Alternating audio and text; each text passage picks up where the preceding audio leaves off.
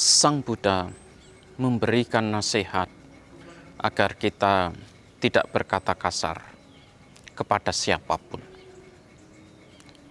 Agar kita memiliki ucapan yang lembut, ucapan yang ramah terhadap siapapun. Namun perlu dipahami bahwa yang namanya kata-kata kasar, setiap daerahnya tentu memiliki standar yang berbeda.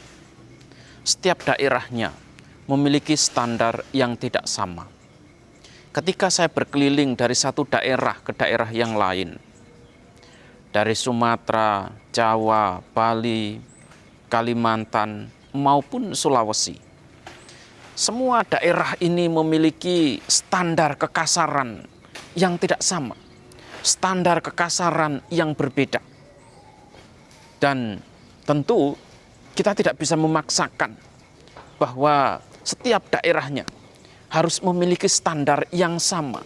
Setiap daerahnya harus memiliki standar yang bisa diterima antara satu dengan yang lainnya. Ini adalah adat kebiasaan mereka.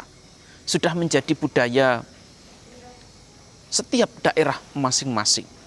Nah, oleh karena itu, kita harus memahami sampai sejauh mana tingkat kekasaran suatu daerah, agar kita benar-benar mengerti sebenarnya yang dimaksud dengan kata-kata kasar itu seperti apa.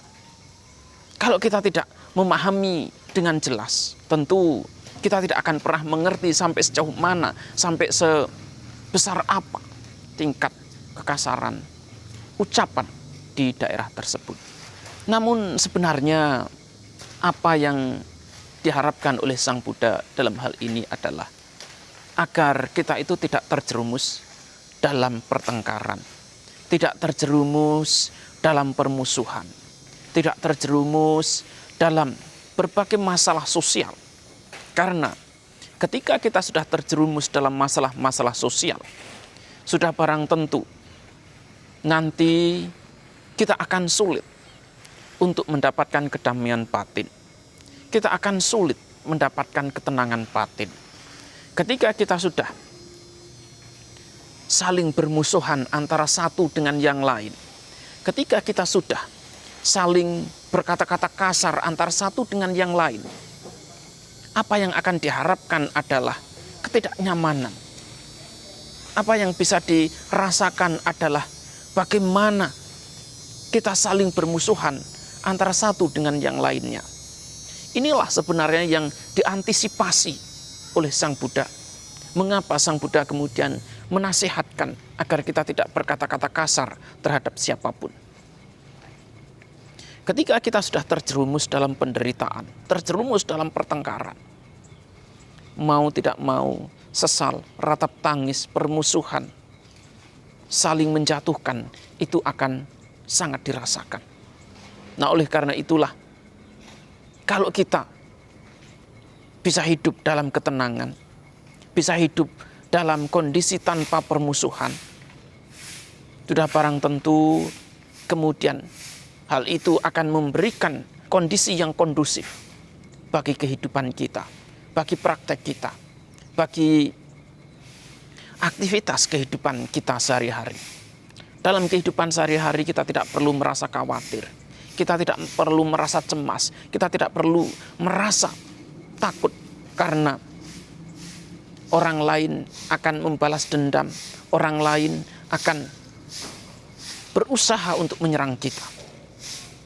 Ketika kita sudah bebas dari kondisi semacam itu, kemanapun kita melangkah, kita akan melangkah dengan nyaman. Kemanapun kita melangkah, kita akan melangkah tanpa beban.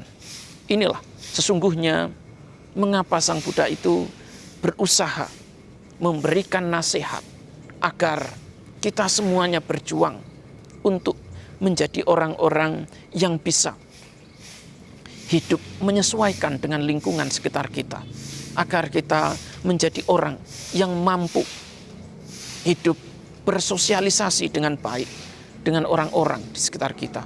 Kalau kita mampu bersosialisasi dengan baik, hidup bersahabat dengan yang lainnya, berdampingan dengan yang lainnya, sudah barang tentu kedamaian secara sosial akan dicapai.